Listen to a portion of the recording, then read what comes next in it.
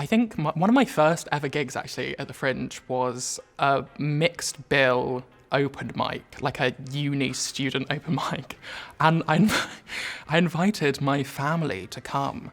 And I was like, great, this is a perfect opportunity to come out to my entire family on stage via the form of stand-up. I first went when I was 15 with my grandma, took me and my cousin to the Fringe, and she took us to go and see the literary festival. But we were, classic grandma move, but we were like, we obviously want to see some comedy. So we picked a comedy show kind of at random. And before we did anything in the city, went straight to this show.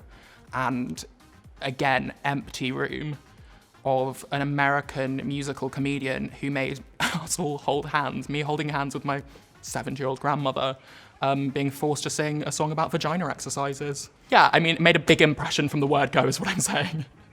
And also, it's a very beautiful city, full of culture and very ancient. It's got a lot of traditions. But that was my main takeaway, was the Vagina Song. I think kind of a double best and worst moment. I went to see Hannah Gadsby do Nanette, because I'd heard such amazing things about it, obviously. There was so much buzz, and I got there really early, and I sat right front and center being like, I'm gonna see the most amazing comedy show. Obviously, 2 seconds in, and I'm actually bawling my eyes out, just like my whole personality being ripped to shreds in front of me. And the thing was that it was right before my show, which was a very dumb student sketch show, where I had to do like silly voices. So I got on stage performing to essentially like old people and a few families, like tears running down my face as I do like a RP accent pretending to be like someone in the war or whatever. And it was like such a jarring, like, you could see their faces like, this, something horrible has happened to this boy.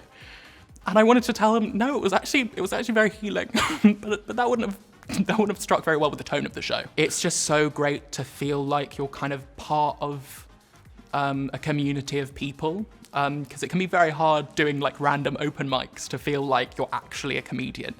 But when you're at the Fringe doing shows in like one like building down from someone you've seen on TV, that's such a empowering and sort of amazing experience. The audience is, I mean, there are some classic like Edinburgh staples in terms of like audience groups. So you've got the classic like London upper middle class people who just like see what's recommended in The Guardian, even if it's like left field alternative comedy, and they go to it and they hate it, but they'll still go to the next one anyway.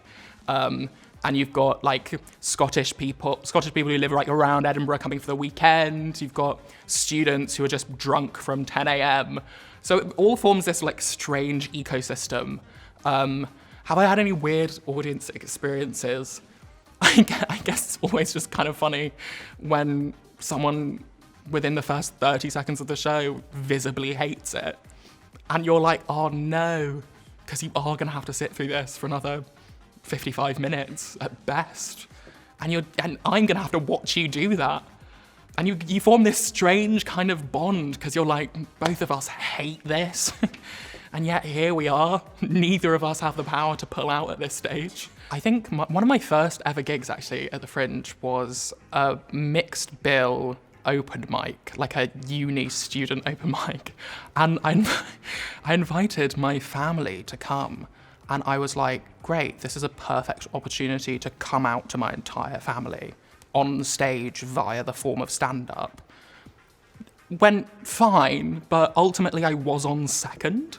So my family then had to sit through like 10 student comedians doing like random character bits while they were like, oh wow, we've just got some really serious news and we're gonna have to process that, I guess, in the company of like drunk Scottish people and students, and like a handful of them at best. Like it was a student open mic, so there were maybe 4 people there. But yeah, it was funny. I think they think, sure, why not? No, I think they're really supportive. I live at home, obviously, because I'm a comedian. And yeah, they're super supportive. They come to loads of shows. They've seen the most random like alternative comedy lineups that no, they don't necessarily enjoy, but they are there, and they do say afterwards, that was interesting. And I think you can't ask for more than that. I mean, you could, but I won't ask for more than that. No, they're really supportive. I think they're just, like any parents, I think, would be pleased if their children found something that like they really love doing, even if it is telling jokes about gay sex. When I was doing sketch with my best friend the past 2 years of the Fringe, what we would randomly do is sort of jump up and down and kind of insult each other.